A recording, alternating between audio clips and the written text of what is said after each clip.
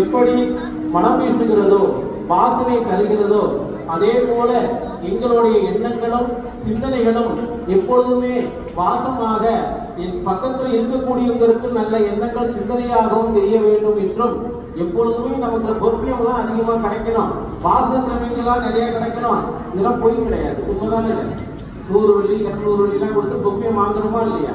ஆகவே அதை போல விலை உயர்ந்த பொக்கியம் எல்லாம் வாசனை திரவியங்களாம் எங்களுக்கு கிடைக்க வேண்டும்.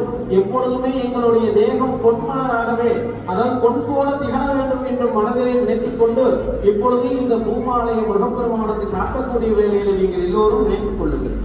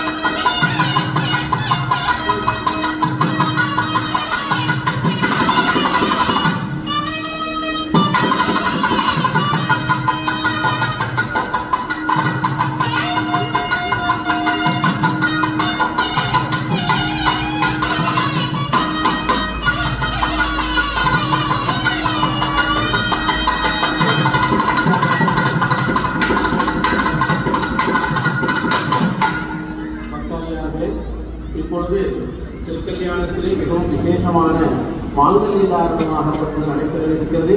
இவ்வேளையிலே அங்கே படிக்கு கீழே இருக்கக்கூடியவங்கெல்லாம் கொஞ்சம் முன்னுக்கு வாங்க, கொஞ்சம் இடம் கொடுங்க, யாரும் மறைந்து கொண்டு இருக்க வேண்டாம். இவ்வேளையிலே எல்லோரும் முருகப்பெருமானுடைய இந்த திருமண வைபவத்தை கண்டுகளிக்க வேண்டும். எல்லோருக்குமே எல்லா வளங்களும் நலங்களும் வர வேண்டும். திருமணமானவர்கள் குடும்பத்தோடு சௌக்கியமாக இருக்க வேண்டும். கணவன் மனைவிக்குள்ளே எப்பொழுதுமே ஒற்றுமை நிலவ வேண்டும், விட்டுக் கொடுத்து வாழ வேண்டும் என்றும், வீட்டிலே இருக்கக்கூடிய கன்னிகைகளுக்கு சீக்கிரமாகவே திருமணம் நடைபெற வேண்டும் என்றும், இன்னும் பல மங்களங்கள் வீட்டிலே எப்பொழுதுமே சுபகாரியங்கள் நடந்து கொண்டு இருக்க வேண்டும் என்றும் அன்பர்கள் அனைவருமே மனதிலே நினைத்துக் கொண்டு இவ்வேளையை முருகப்பெருமானையும் அம்பிகையையும் மனதார நினைத்து இந்த மங்கள வைபவத்தை முருகப்பெருமானுடைய திருமண வைபவத்தை கண்டுகளிக்கும்படி கேட்டுக்கொள்கிறோம்.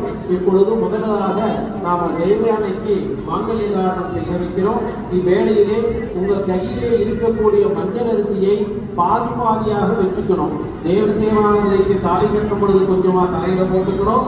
அதுக்கப்புறம் வள்ளியம்பாளுக்கு தாலி கட்டும் பொழுது கொஞ்சமாக தலையில நீங்க போட்டுக்கொள்ள வேண்டும். போடுகூட வேளையிலே தேவர்கள் எல்லாம் வந்து உங்களையும் நம்மளையும் ஆசீர்வாதம் பண்ணுவதாக நீங்கள் எல்லாம் நினைத்துக் கொண்டு அந்த பார்வதி, பரமேஸ்வரன், பிரம்மா, சரஸ்வதி, விஷ்ணு, லக்ஷ்மி இப்படியாக இருக்கக்கூடிய தேவேந்திர சபையிலே இருக்கக்கூடிய தேவர்கள் அனைவருமே வந்து இந்த கல்யாணத்திலே கலந்து கொண்டிருக்கிறார்கள்.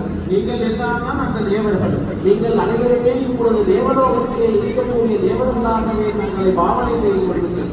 நாங்கள் எல்லோருமே இப்ப தேவலோகத்திலே இருக்கிறோம். முருகப்பெருமானுடைய திருமண பருவத்திலே வந்து கலந்து கொண்டு இருக்கிறோம்.